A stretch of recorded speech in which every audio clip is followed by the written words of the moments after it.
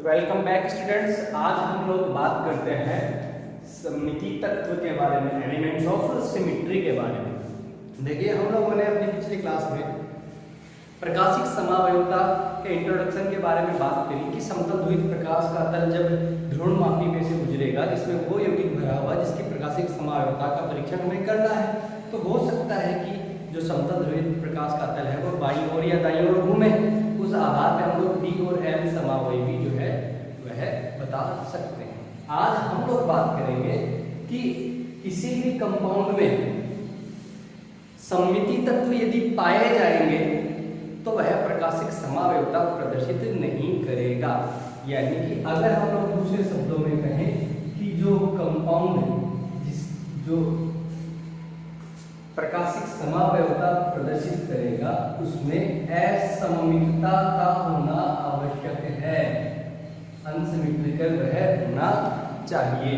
तो हम लोग कौन कौन से ऐसे सममिति तत्व हैं जो हमें किसी कंपाउंड में पहले देखने हैं कि वो सममिति तत्व उसमें उपस्थित है या नहीं।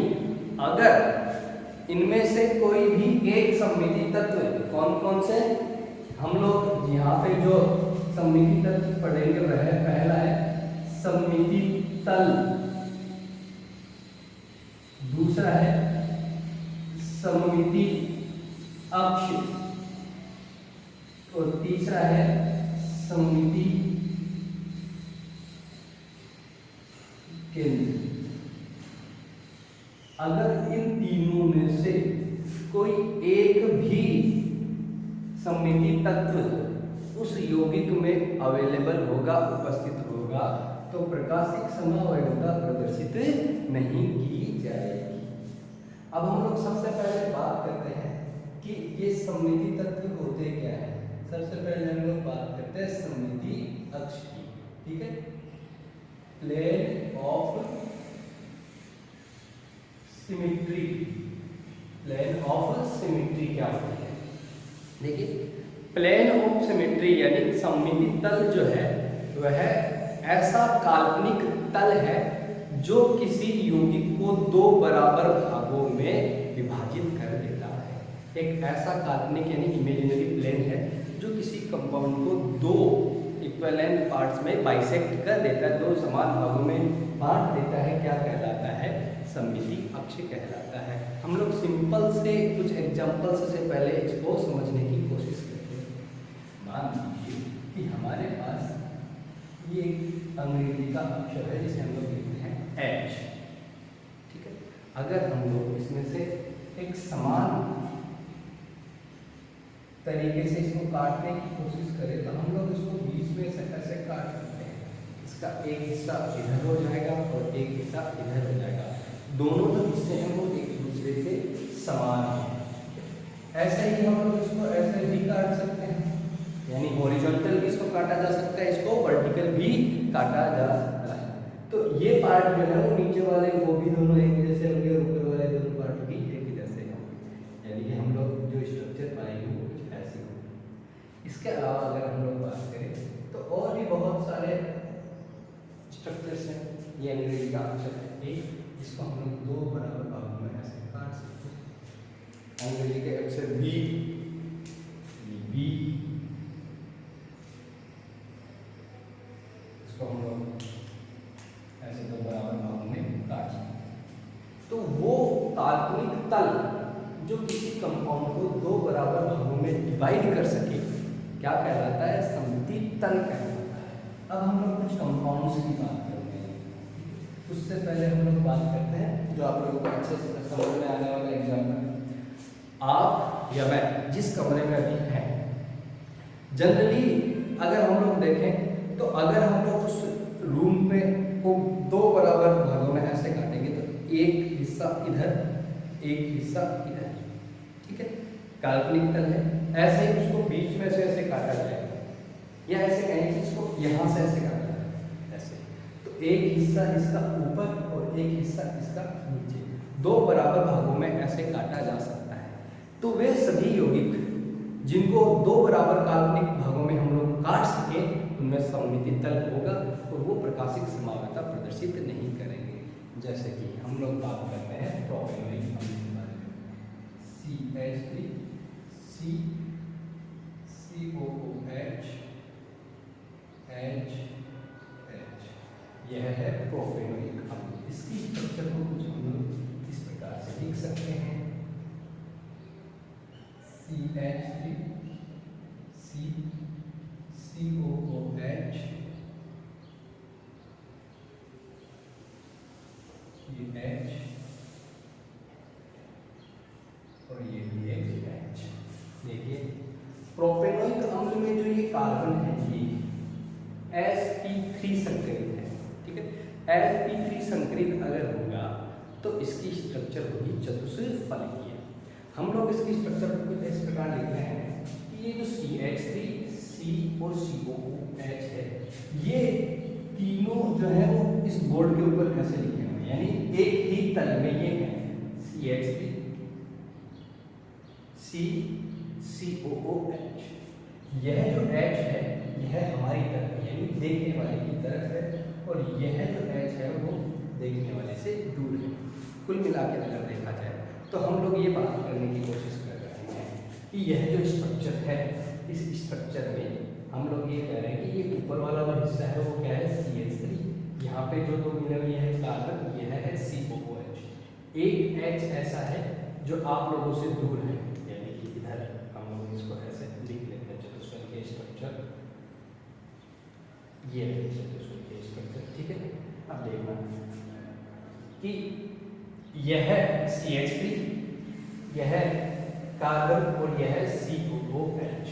अगर हम लोग इसको ऐसे दो बराबर भागों में करते हैं, ये CH3 आधा कटा, यहाँ से कार्बन आधा कटा, यहाँ से COOH आधा कटा, एक हिस्सा इधर एक हिस्सा इधर। अगर हम लोग यहाँ से इसको समझने की कोशिश करें तो हमारे पास ये तो है CH3, यह है C और यह है COOH। जब दो बराबर भागों में इसको काटा जाएगा तो ये आधा कटा, ये आधा कटा और ये भी आधा कटा, एक हिस्सा इधर यानी एक हाइड्रोजन इधर रह गया और एक हाइड्रोजन इधर रह गया।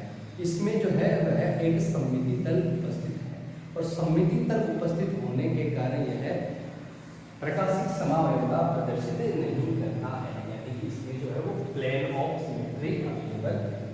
इसके अलावा अगर हम लोग बात करें टार्टरिक अम्ल के बारे में,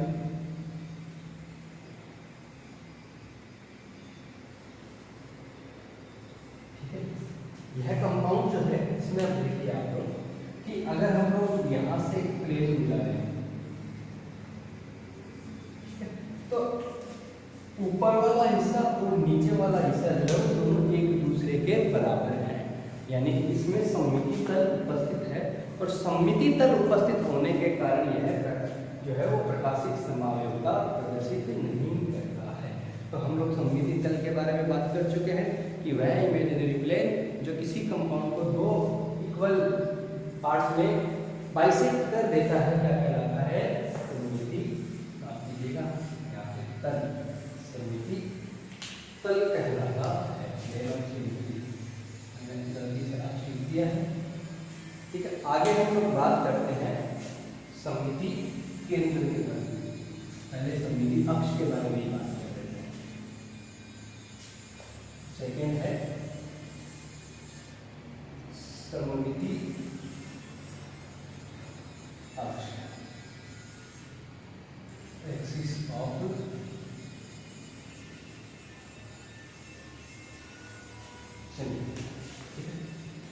हम लोग सीधा एक एग्जाम्पल के थ्रू बात करते हैं, ठीक है। देखिए आप लोग पिछली क्लासेस में ये पढ़ चुके हैं जल जो है उसकी स्ट्रक्चर ऐसे, ठीक है। H2O की स्ट्रक्चर ऐसी, ऑक्सीजन जो है उसके साथ दो हाइड्रोजन ऐसे जुड़े हुए एक बेंट सेल स्ट्रक्चर है। हम लोग अगर समझने की कोशिश करें तो ऐसी एक स्ट्रक्चर है। इस स्ट्रक्चर में यहाँ पे एक हाइड्रोजन है, यहाँ पे एक हाइड्रोजन है और यहाँ पे ऑक्सीजन है। अगर हम लोग कोई एक काल्पनिक एक्सिस गुजारे कहाँ से, यहाँ से, ठीक है। एक एक्सिस यहाँ से गुजारेंगे तो उस एक्सिस के थ्रू जब हम लोग इनको रोटेट करवाएंगे, ठीक है, देखिएगा रोटेट करेंगे तो ऐसी स्ट्रक्चर आएगी। यहाँ पे पहले हाइड्रोजन था, यहाँ पे भी पहले हाइड्रोजन था, वापस वैसी स्ट्रक्चर आएगी। फिर से देखिएगा कि यहाँ पे हाइड्रोजन है, ठीक है। जब हम लोग इस हाइड्रोजन को 180 डिग्री के साथ रोटेट करते हैं तो वापस पहले वाली जैसी स्थिति आ जाती है। तो किसी भी कंपाउंड में कोई ऐसी काल्पनिक अक्ष गुजारी जाए, उसके बाद उसे किसी निश्चित कोण पे जब घुमाया जाता है, वह कोण जो है वो 360 डिग्री से कम होना चाहिए, तो हमें पूर्ववर्ती संरचना प्राप्त होती है। जैसे अगर हम लोग बात करें कि अगर हम लोग इसको 180 डिग्री के साथ घुमाते हैं तो वापस हमें जो स्ट्रक्चर मिलती है वह कुछ इस प्रकार है। ये दोनों स्ट्रक्चर्स जो है वो एक दूसरे के ऊपर अध्यारोपित हो सकती है। अध्यारोपित होने का मतलब है कि हम लोग इस स्ट्रक्चर को उठा के इसके ऊपर रख सकते हैं। ये बिल्कुल सेम सी होगी। अगर हम लोग बात करें तो 180 डिग्री के अलावा भी कई कोण हो सकते हैं अलग अलग कंपाउंड्स में, वो डिपेंड करेगा उनकी स्ट्रक्चर्स के ऊपर, ठीक है। हम लोगों ने क्या किया है, एक्सिस गुजारी है कहां से, ऊपर से, ठीक है। उसके बाद इसको ऐसे घुमाया है, ये जो ऐसे थे ऐसे घुमाया, तो 180 डिग्री पे जैसे हम लोग रोटेट करेंगे इनकी स्ट्रक्चर फिर से यह हो जाएगी। इसको हम लोग बोलते हैं सममिति अक्ष, जिसको हम लोग CN से इग्नोर करते हैं। यहाँ पे C जो है वह एक्सिस को शो करेगा, N यह डिपेंड करेगा कि आप कितने डिग्री पे घुमा रहे हैं। N जो है उसकी वैल्यू हम लोग ऐसे निकाल सकते हैं, 360 डिग्री में जितने डिग्री से हम लोगों ने इस कंपाउंड को रोटेट किया है उतने का भाग देंगे तो हमें जो है वो N की वैल्यू मिल जाएगी, मान लीजिएगा 2। तो यहाँ पे जो H2O है उसमें C2 एक्सिस ऑफ सिमेट्री पाई जाती है। इसके अलावा अगर हम लोग बात करें तो मेथेन में C3 एक्सिस ऑफ सिमेट्री पाई जाती है। मेथेन की स्ट्रक्चर होती है कैसी, चतुष्फलकीय। हम लोग बात करते हैं, यह है मेथेन की स्ट्रक्चर, देखिएगा।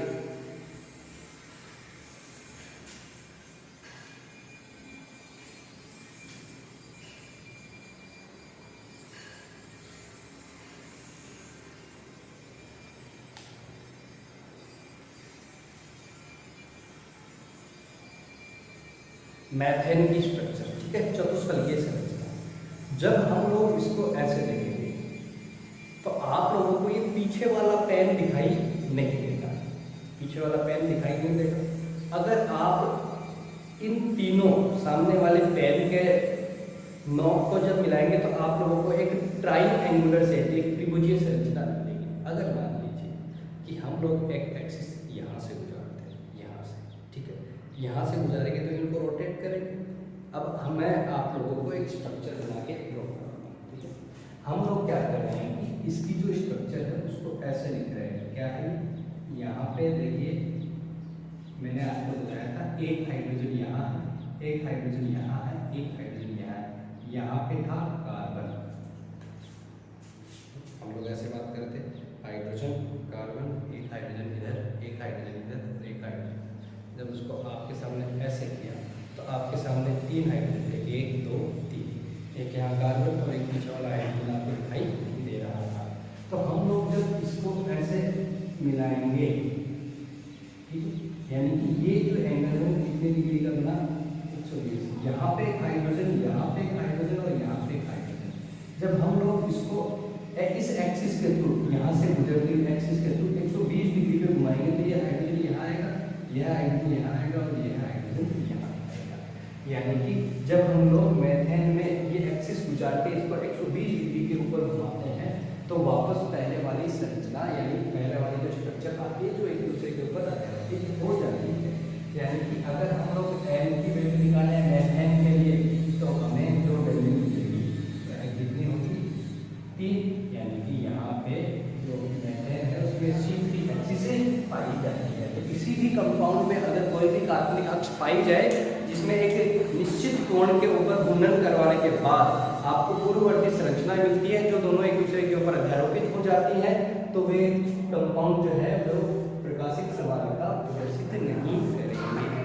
तीसरा जो सममिति तत्व है वह है सममिति केंद्र। सममिति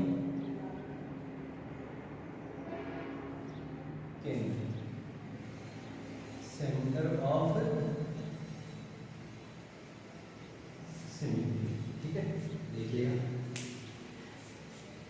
सममिति केंद्र किसी यौगिक में वह बिंदु है जिससे दोनों दिशाओं में बराबर दूरी पर जाने पर आप लोगों को समान परमाणु समूह या अन्य समूह प्राप्त होंगे। आपको निश्चित दूरी पर जाने के बाद एक निश्चित स्ट्रक्चर वहां से मिलेगी। जैसे मान लीजिए कि इस कमरे का जो बिंदु है, सेंटर पॉइंट है, उससे अगर हम लोग दोनों दिशाओं में बराबर दूरी पे जाए तो आपको बराबर दूरी के ऊपर दो दीवार मिलेगी। बराबर दूरी से केंद्र से बराबर दूरी पर जाने पर बराबर दूरी पर आप लोगों को सेम स्ट्रक्चर मिलेगी। जैसे आप लोग ऊपर से नीचे जाओगे तो नीचे फर्श और ऊपर छत बराबर दूरी पे मिलेगी। हम लोग एक और स्ट्रक्चर की बात करते हैं।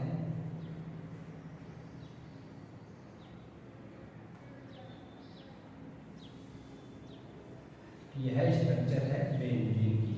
ठीक है, बेंजीन की स्ट्रक्चर में अगर हम लोग देखें तो इसका जो सेंटर पॉइंट है ये यहाँ से बराबर दूरी पर दोनों तरफ जाने से, देखिए यहाँ से इधर और इधर विपरीत दिशाओं में जाएगा दोनों, तो यहाँ पे कार्बन और कार्बन के बीच का बॉन्ड मिल रहा है, यहाँ पे भी कार्बन और कार्बन के बीच का बॉन्ड मिल रहा है।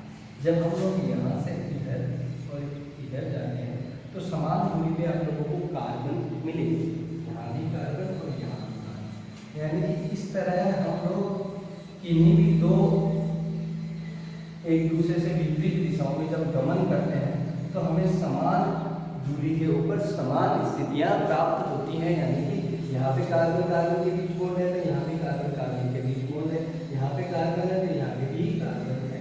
तो अगर किसी कंपाउंड में ऐसा कोई बिंदु पाया जाता है जिससे समान दूरी के ऊपर आप लोगों को समान समूह हमेशा प्राप्त होते हैं तो उसे हम लोग कहते हैं सममिति केंद्र। और सममिति केंद्र किसी भी कंपाउंड में होगा तो वह प्रकाशिक समानता प्रदर्शित नहीं करेगा। एक और एग्जाम्पल की हम लोग बात करते हैं, यह है एथीन।